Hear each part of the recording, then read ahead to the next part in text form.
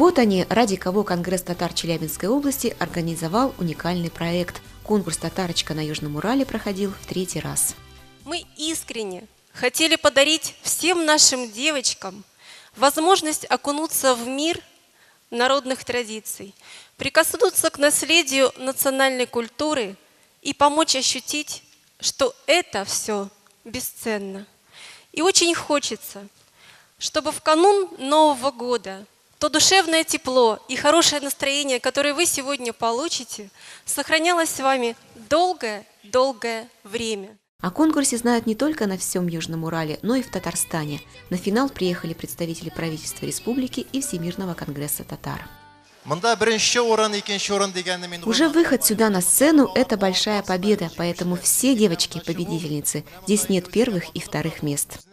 Каждый выход девочек зал сопровождает овации. В новогоднем калейдоскопе участниц конкурса сменяют знаменитые и любимые артисты челябинцев: камерный хор областной филармонии, детская студия ансамбля «Урал», народный коллектив «Айгуль». А шоу-группа «Баян Позитив» заставила зрителей и петь, и танцевать.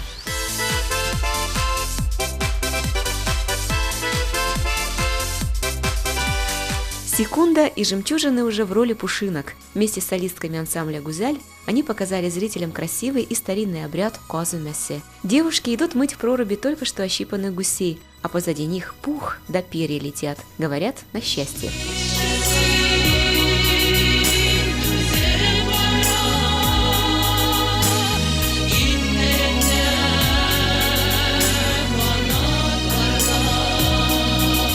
Настоящим новогодним подарком для зрителей стало выступление финалистки проекта «Голос» Эльмиры Калимуллиной.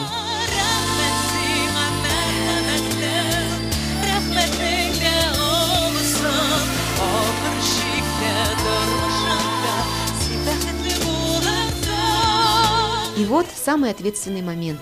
Прежде чем жюри назвало имя победительницы, подарки получили все девочки без исключения. Сначала призы зрительской симпатии. Они достались Веронике Дороховой и Диане Подкорытовой. А теперь абсолютная победительница финала.